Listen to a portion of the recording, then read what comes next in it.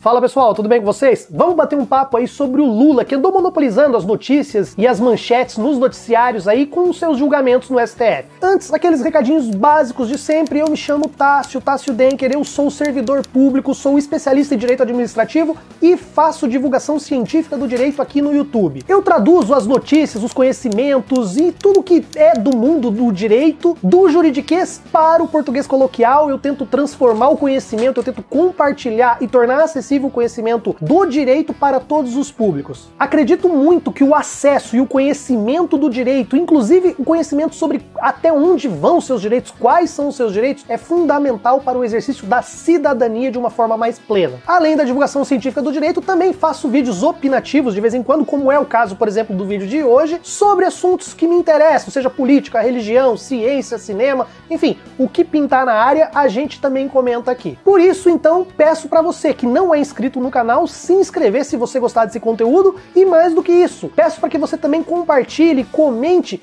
e se você quiser ajudar-nos ainda mais, você pode se tornar um membro do canal clicando aí no botão Seja Membro ou então você pode colaborar com a gente fazendo um Pix. A chave vai estar na descrição. Lula está novamente elegível. Nós acompanhamos aí 2, 3 semanas de julgamentos muito acalorados lá no STF, e eu andei comentando bastante, participei de live lá no Blablalogia, no canal da Ilha das Profs, no Marcelo Tumultos, enfim, vários lugares comentando essa situação do Lula. Aqui até então não tinha falado ainda, então vou rapidamente só recapitular o que aconteceu com o Lula para depois entrar na matéria que vocês viram aí pela thumb e pelo título do vídeo, que é essa questão da falsa simetria entre Lula e Bolsonaro. A defesa do Lula havia impetrado alguns habeas corpus no STF, alguns deles questionando a competência do juízo lá de Curitiba, questionando que lá na verdade não seria competente para julgar os casos do Lula, e outros HCs, outros habeas corpus, questionando a parcialidade do Moro. Essa questão da competência é bastante claro e o STF já disse várias vezes que quando você não tem um vínculo direto que autorize fazer uma conexão ou uma continência entre os fatos, e eu tenho um vídeo que explica o que é conexão e o que é continência, vou deixar eles linkados aqui, você precisa levar os julgamentos para onde os fatos se deram. E no caso, Lula era presidente da República e despachava de Brasília. E eventualmente, se ele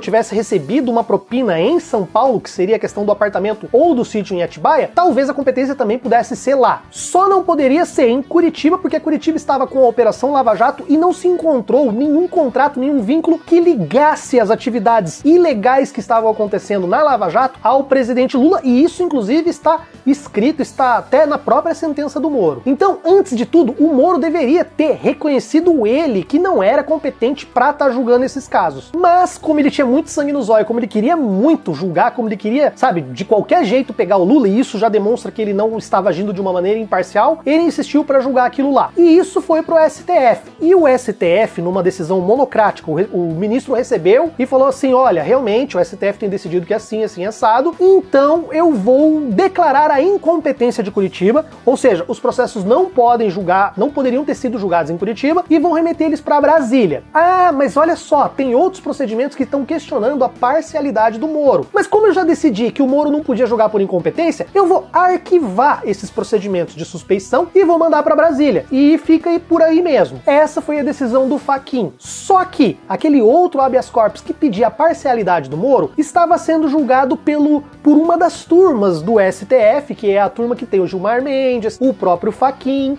o Cássio, o Lewandowski e a ministra Carmen Lúcia. Aí o que aconteceu? Eles decidiram que aquela decisão, aquela parte da decisão em que o Fachin extingue os outros processos, não poderia ter sido decidido pelo Fachin, então eles não reconheceram essa parte da decisão do Fachin e julgaram do mesmo jeito, ou resolveram julgar ainda assim a questão da parcialidade do Moro. E eles declararam que o Moro era parcial. Beleza, a primeira decisão lá do Fachin, que disse que Curitiba não seria competente para julgar, foi uma decisão tomada de forma monocrática, foi sozinha. E quando um juiz, um magistrado lá do STF, um ministro, toma uma decisão sozinha em um habeas corpus, cabe um recurso que pode ir para o pleno ou pode ir para a própria turma confirmar ou não aquela decisão. Já a decisão da parcialidade, como ela já foi tomada dentro de um órgão colegiado, dentro de uma das turmas, já não cabia mais decisão, ou seja, o Moro era parcial e isso estaria sacramentado. Só que o STF tem as suas jabuticabas. Lembra aquela primeira decisão? Foi recorrida. E aquela decisão que foi recorrida foi a decisão que o Fachin disse que Curitiba não era competente e que extinguia os procedimentos. E essa decisão foi para o pleno do STF, ou seja, foi para os 11 ministros votarem. E lá no pleno, o que poderia acontecer? Eles teriam que julgar se ia se manter a decisão do Fachin ou não, ou seja, se manteve a decisão do Fachin, só que abriu uma brecha muito interessante, ou quer dizer, interessante não tem nada, uma brecha muito perigosa porque poderia criar até uma ruptura na questão da segurança jurídica das decisões do STF. Que seria o quê? Olha, se a gente confirmar a decisão do Fachin, naquela decisão ele também extinguia os processos que não precisaria julgar a parcialidade.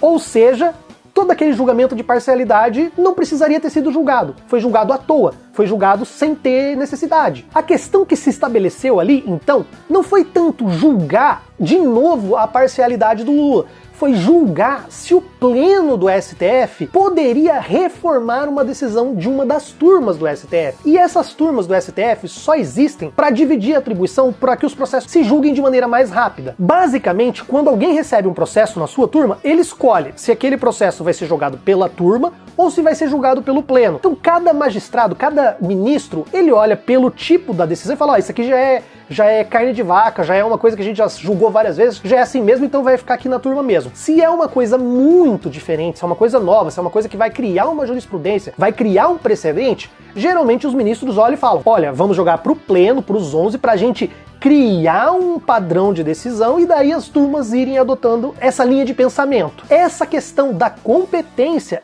e também da parcialidade já eram questões que já são, sabe, muito julgadas. Já eram questões que não tinham necessidade de ir para o pleno. Então, o que acabou acontecendo no STF não foi de se julgar no pleno de novo se o Moro era parcial ou não era parcial. Foi julgar se poderia se reformar uma decisão de uma turma ou não. Agora pensa comigo, se você abre a brecha e fala, não, o pleno pode reformar a decisão da turma. Para que existe turma então? Por que um juiz vai gastar o tempo dele fazendo o relatório, os outros vão julgar, sabendo que tudo aquilo pode ser desfeito e não ter valor nenhum se ir pro pleno? Então, basicamente, foi isso que se julgou e se manteve a questão da segurança jurídica, ou seja, as decisões que são tomadas nas turmas são sim soberanas, a não ser quando, nos próprios critérios do regimento interno, possa haver um recurso dessa decisão, que não é o caso no caso das decisões de habeas corpus. Então, pessoal, basicamente o imbróglio jurídico foi esse. O Lula está automaticamente elegível, por quê? Porque ele não tem mais nenhuma condenação, nem em primeiro nem em segundo grau. Esses processos não absolveram o Lula, isso é importante falar. O que nós temos é que o Lula vai ser julgado novamente por um juiz que seja competente e por um juiz que seja imparcial. Algo que nós não tivemos nesse primeiro julgamento. E antes que as pessoas venham falar, juiz que dá conselho para uma das partes, ele não pode julgar o processo, isso tá claro na lei, e não precisaria nem daquela vaza-jato, nem de todos aqueles grampos que foram interceptados ilegalmente para se constatar isso. Isso já era claro sem aquilo. Se você esquentar aquelas provas lá da Operação Spoofing, lá que a Intercept noticiou bastante, que já estão nos autos e que já foram periciados, aí a situação ficaria ainda pior. Para saber mais sobre isso, eu vou deixar aqui também para vocês um vídeo em que eu explico a questão das provas ilegais e a teoria dos frutos da árvore envenenada. Então beleza, essa é a parte jurídica e agora vamos abrir uma aspas aqui, vamos falar um pouquinho sobre essa questão do Lula e a falsa simetria. Era muito comum os comentaristas da extrema-direita, tipo Nando Moura, Caio Coppola, Alexandre Garcia, sabe, essa corja toda aí, usar a expressão bandidolatria para quem defendia o Lula. Basicamente, essa questão da bandidolatria, ela tem dois elementos por trás. Uma delas é a questão da defesa dos direitos humanos. E nesse ponto eu nem vou entrar nesse vídeo, eu tenho um vídeo que eu falo sobre a Marielle, vou deixar linkado para vocês, hoje eu tô fazendo um vídeo só falando dos meus outros vídeos. Vou deixar para vocês um vídeo falando sobre o caso da Marielle, um vídeo antigo, mas que eu falo um pouco mais sobre os direitos humanos. Mas isso revela só uma profunda ignorância, no sentido de desconhecimento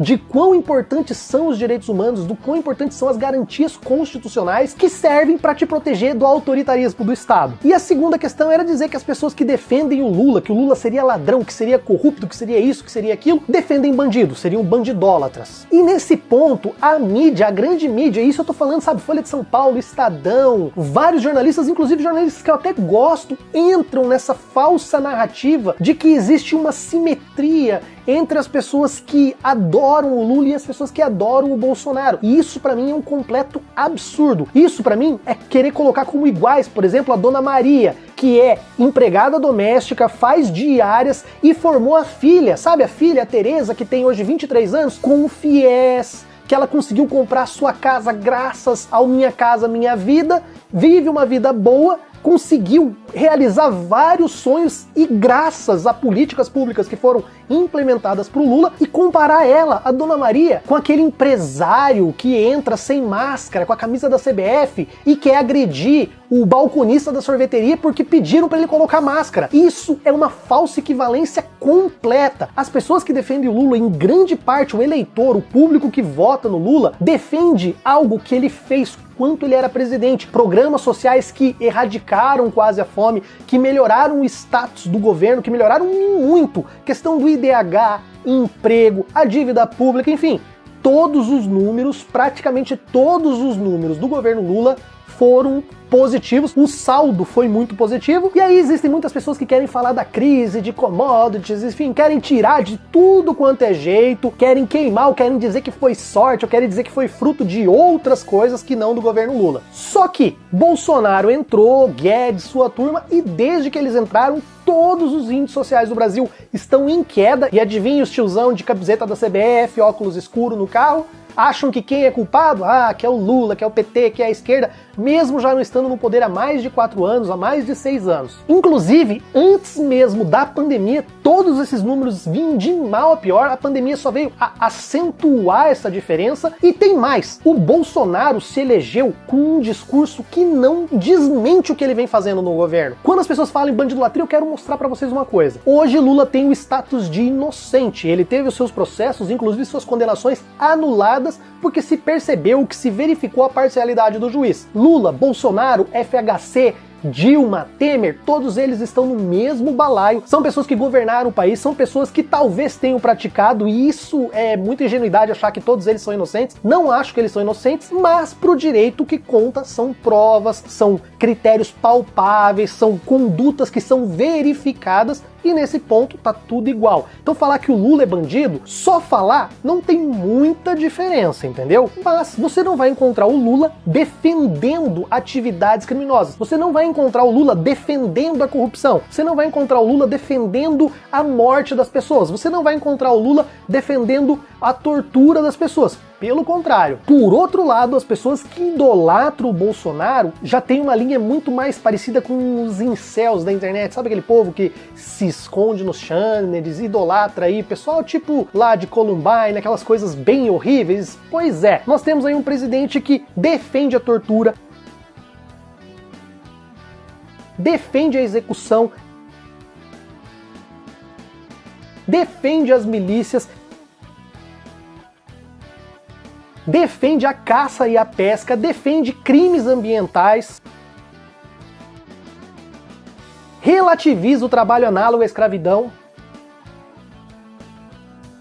defende supremacia cristã, diz que as minorias precisam se curvar às maiorias e está respondendo nesse momento uma CPI graças à condução da pandemia no seu governo. E mais do que isso, eu tenho outro vídeo aqui que fala sobre a questão do genocídio e dos crimes contra a humanidade, na qual o nosso presidente está sendo investigado lá na corte, lá no Tribunal Penal Internacional. Sem contar, por exemplo, a defesa de um certo ditador aí que tinha vínculos com pedofilia, sem contar a defesa de Pinochet, que é um criminoso de guerra, e o próprio Ustra, que é condenado pela própria justiça brasileira, que é ídolo desse cara. E o pior é que não é só desse cara não, é daquele tiozinho que tá lá com foto de óculos dentro do carro, é aquele empresário com a camiseta da CBF que tá agredindo as pessoas que pedem pra ele usar máscara. Então, quem é aqui que tá defendendo o bandido? Eu não preciso nem entrar no mérito do Lula ser culpado ou não ser culpado. Mesmo que o Lula estivesse com o status de condenado, as pessoas que defendem o Lula acham ou acreditam que ele é vítima de uma perseguição. Elas não estão defendendo o Lula porque o Lula roubou e elas acham isso certo, e elas acham que o Lula,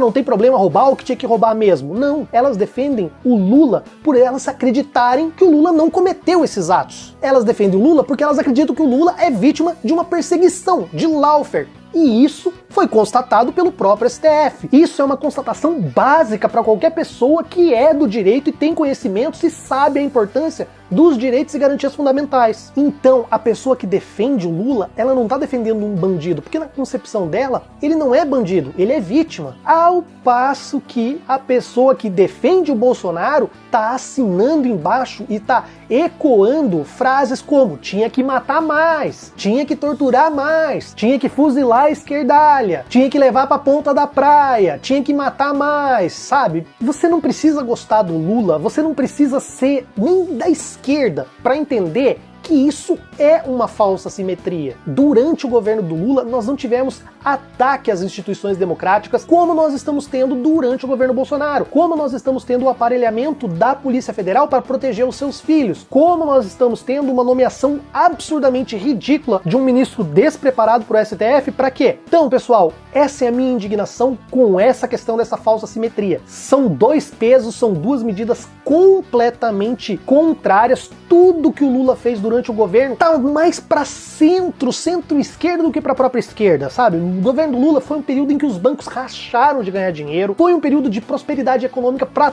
todas as classes, foi o período em que esse velho da van aí abriu mais de 100 lojas no Brasil e hoje está começando a ter os seus reveses dentro do governo do Paulo Guedes, junto com o Bolsonaro. Então é isso, eu sei que é um vídeo polêmico, eu sei que é um vídeo que muita gente não vai gostar, eu sei que é um vídeo que vai dar dislike aí, mas é a minha visão, é a minha opinião sobre esse assunto. Essa falsa simetria, ela é absurdamente falsa mesmo. Pessoal, agradeço muito quem ficou até aqui. Se você gostou desse vídeo, compartilhe, deixe o seu like, comente e nós nos vemos no próximo vídeo. Um abraço a todos.